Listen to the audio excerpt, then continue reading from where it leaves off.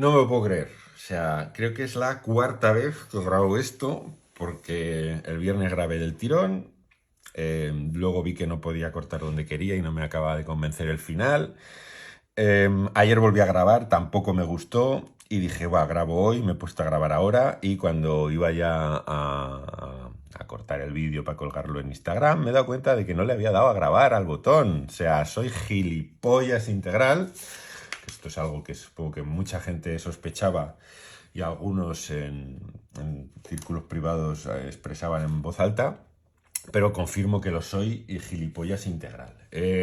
No he colgado la otra porque ya os digo que al final no me gustaba y además, como ayer fue sábado y estuve en Mil Comics presentando este fanzine, pues quería aprovechar para meterlo, ¿no? Ya está claro que voy a hacer tres partes porque no me va a dar tiempo de reseñar todo lo que quiero reseñar ni de hablar de todo lo que quiero hablar, así que voy ya al turrón, ¿vale? Este es el fanzine que presenté ayer, el último número, el quinto número del fanzine Brain Comics, que además es un fanzine que surge en una academia de dibujo y que en una de las clases, dirigida por José Antonio Ávila, que además participa como autor en la última parte del fanzine, por aquí está, ¿vale? Pues deciden hacer un fanzine colaborativo, pero colaborativo en el sentido de que plantean unos personajes en común, plantean una historia en común y cada uno se encarga de una parte de esa historia, ¿no? Y de esa manera han desarrollado 5 números que se cierra con La Torre del Elefante de Conan, una historia muy conocida, la típica historia que se adapta siempre cuando uno quiere adaptar Conan, es como la historia de la Torre del Elefante, pues porque sí, porque mola mucho y porque Conan es Conan y ya está. Y bueno, lo que hacen aquí es, aparte de una dedicatoria de mi compañero Javier Ortiz, color de la portada de Guillermo Montañés, ya sabéis los que hicieron conmigo el Aquí Nunca Pasa Nada y que seguro que vamos a hacer muchas más cosas juntos, pues aparte de la espectacular dedicatoria, bueno, se cuenta la historia a través de la narrativa y de los estilos de los que participan, ¿no? De esta gente que os enseña en la portada y que creo que, bueno, al igual que como pasaba un poco con Abraxas en cuarentena, de otra manera, estos fanzines así colaborativos sirven un poco para comparar estilos, para ver diferentes maneras de narrar, para ver cómo cada uno se enfrenta a diferentes partes, en este caso de una historia.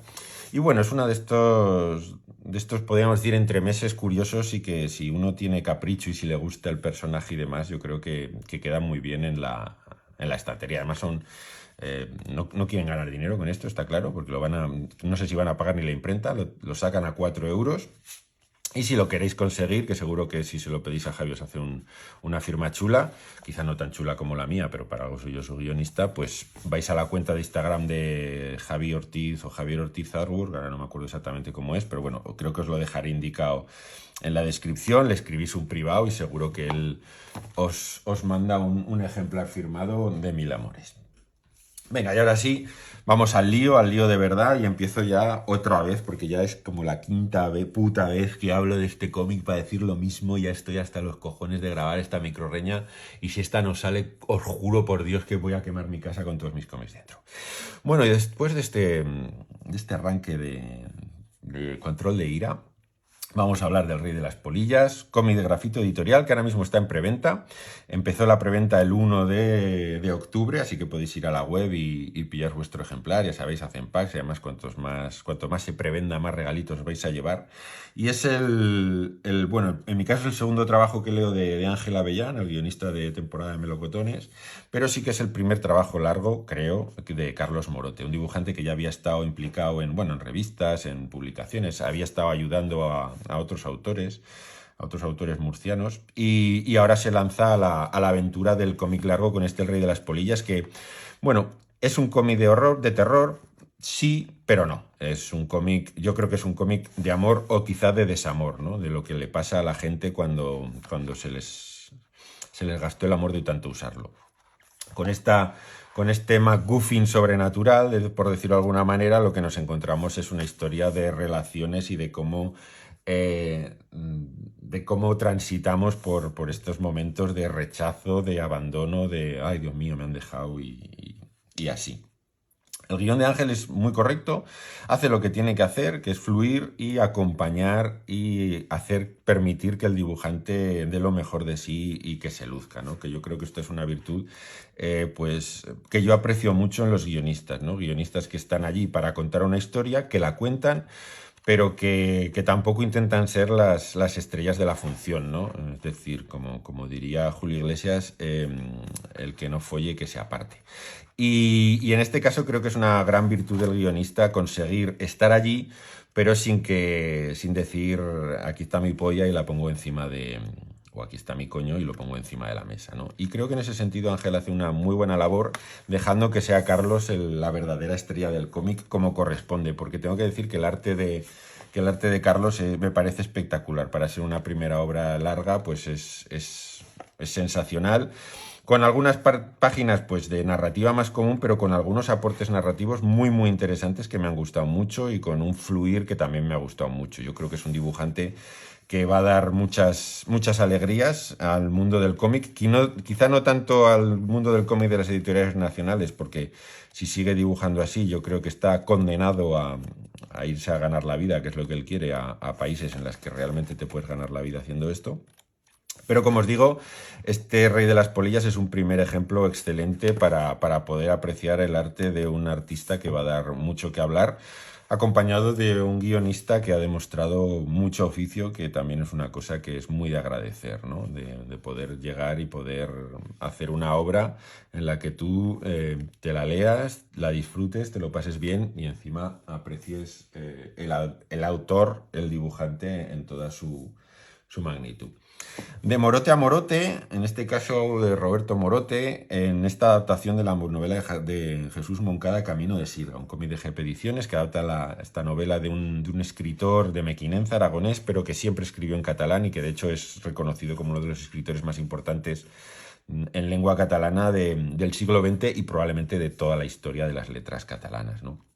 Este Camino de Sirga, que es un poco la historia de la última parte de un pueblo de Mequinenza, un pueblo hoy muy conocido por su embalse, por su presa, que es una de las más grandes que hay en el Ebro, y que, bueno, nos cuenta un poco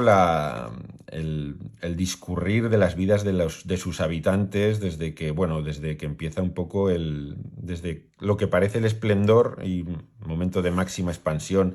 debido a las barcas que transportaban materiales por el Ebro hasta su declive total con la construcción de la presa que lleva a la demolición del pueblo, ¿no? Y de cómo un poco la relación de las familias que allí estaban, de los ricos, de los terratenientes, de los dueños de las empresas y de los trabajadores, de los agricultores, un poco de la gente que vivía en el pueblo y cómo se enfrentan a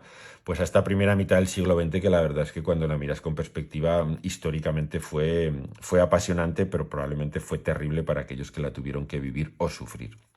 El trabajo de Roberto yo creo que hace algo muy bien, que es aportar a una adaptación, que no es una simple transcripción de la novela, que es consciente de que son medios diferentes y hace un trabajo de síntesis incluso, de concreción y de adaptación, que muchas veces lo damos como algo que se hace así y detrás hay un trabajo muy importante y sobre todo una voluntad de traspasar un poco, de aprovechar las ventajas del medio en el que estás, ¿no? Porque en la literatura sabes que no vas a poder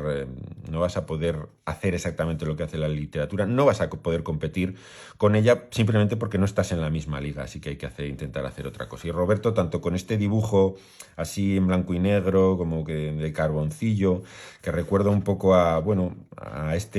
polvo, al barro, ¿no? El lodo que al final cubre las márgenes de un río, nos va llevando de la mano por los años finales del antiguo Mequinenza, ¿no? Es un cómic que también es, como primera obra larga del autor, pues es un cómic con problemas, con defectos, con quizás lo complejo de la adaptación lo lleva a veces a tener que resumir demasiado y a saltar demasiado en el tiempo. Hay muchísimos personajes, con lo cual las caras a veces uno se pierde y no sabe exactamente quién es quién, porque lo de identificar a todos los personajes con su rostro a veces se hace complicado, en general, en el mundo del cómic, ¿eh? No hablo de Roberto, sino, bueno, decírselo, que se lo digan a Charlie Adler, ese hombre que solo sabe dibujar una cara, sea hombre o mujer. Bueno, y entonces pues son estas pequeñas cositas que se acaban notando, pero no impiden que el cómic sea muy interesante y que a todos los fans de tanto de Jesús Moncada como los que quieran introducirse en una novela que hoy en día no se puede encontrar traducida al castellano porque está agotada, pues me parece que es una muy buena manera de empezar a leer a este tan interesante autor. Seguimos con otro debut, esto va de debuts. Estaba Carlos Morote, Roberto Morote, y ahora tenemos el debut, aunque Alberto Serena también estaba relacionado con el mundo del fanzine, pero creo que esta es su primera obra larga, y es el primer guión de Iván Ara, también guión largo de Iván Ara. 20 cajas tengo sensaciones muy encontradas, porque como ópera prima que es, se le nota demasiado que es una ópera prima, quiero decir. El dibujo de Alberto, bueno, no, es fiel a sí mismo en el sentido de que se trasciende con calidad y con momentos muy apreciables, trasciende este momento, huele a fanzine, por decirlo de alguna manera. Que conste que no lo digo en ningún caso de manera peyorativa, sino simplemente es una etiqueta casi estilística que le pongo al hecho. Y reconozco que además hace un trabajo pues muy intenso de tener que meter mil detallitos, mil referencias y mil cositas en el cómic, que creo que es precisamente el mayor defecto del TVO, ¿no? Quizás al ser una ópera prima y al ser el primer trabajo hay una excesiva necesidad o voluntad o angustia por agradar, incluso lo diría, ¿no? De meter demasiadas cosas, de meter demasiados chistes, de meter demasiadas referencias y de intentar hacerlo todo de una manera que a veces resulta excesiva. Y ya sabéis que a veces es tan malo no llegar como pasarse. Y en el mundo del tebeo, yo creo que cuando vas haciendo carretera te das cuenta y cada vez te das más cuenta de que menos es más. Y que la síntesis y saber encontrar el giro perfecto es una cosa que se aprecia mucho y que no es sencilla. Y por eso os digo que a veces menos es más, ¿no? Y en 20 cajas, como ópera prima que es, pues huele en ese sentido mucho a ópera prima y a un primer trabajo que, bueno, que invita sobre todo a seguir currando y a seguir escribiendo y a seguir corrigiendo para, para ir puliendo los errores que uno adivina en esta obra, que al final pues se queda un poquito a medio gas de lo que pretende ser y no acaba de ser, no acaba de transmitir, por lo menos a gente como yo, quizás, a señores vinagres como yo, no transmite todo lo que pretende. Y acabo con una rápida, porque la verdad es que tampoco lo digo como crítica, o quizás sí, no lo creo. Los cómics de la serie Historia de España en viñetas son sencillos de reseñar en el sentido de que se ajustan muy bien a los parámetros que la editorial Cascaborra quiere cumplir, que es narrar un hecho histórico, a menudo desconocido, o poco conocido, o menos conocido, y narrarlo y ponerlo al alcance de sus lectores, ¿no? Es una colección histórica, por tanto sigue estos parámetros y en este caso te veo que ya está en su segunda edición de David Braña y Óscar Bermejo. Sí. Cumple a la perfección con esto, ¿no? Te cuenta la historia, Monterruit, el asedio de unos soldados que en el Sáhara, en el Sáhara español o en Marruecos, exactamente ahora no voy a poder decir, mira, un mapilla para los incultos como yo que no tienen ni puta idea de dónde están las cosas, molaría bastante.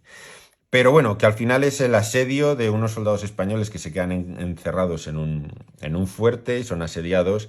y al final, bueno, quiero decir, la historia, lo de cometer expolios con la historia no funciona y al final son masacrados. Creo que viendo la portada uno puede comprender rápidamente que ahí no va a vivir ni el tato. Y es precisamente aquí donde el TVO me falla, ¿no? En la atmósfera, en el ambiente, tanto en el estilo de dibujo de Óscar Bermejo, que yo creo que es más para cómics de aventuras, más para cómics de exploradores, más para cómics más épicos. Y en este caso es un cómic que yo creo que se tendría que acercar mucho más al terror. Y ni el guionista ni el dibujante consiguen acabar de transmitir de manera total esta sensación de opresión y de horror que yo creo que es la que tendrían que haber conseguido en este cómic para darle ese punto de más, ¿no? Ese valor añadido que sin embargo todo lo demás, todos los demás parámetros cumplen a la perfección, ¿no? Contar una historia, presentar unos hechos y dejar al lector pues exponer de una manera muy clara lo que pasó y cómo pasó. Ya os digo, lo único que me falla es un poco la atmósfera. Creo que otro dibujo le habría venido mucho mejor a esta historia, pero cumple con lo que se espera de los cómics de historia de España en viñetas, que no es poco. Bueno, os dejo ya aquí porque se me acaba el tiempo y La tercera la grabaré ipso facto, que la colgaré ya.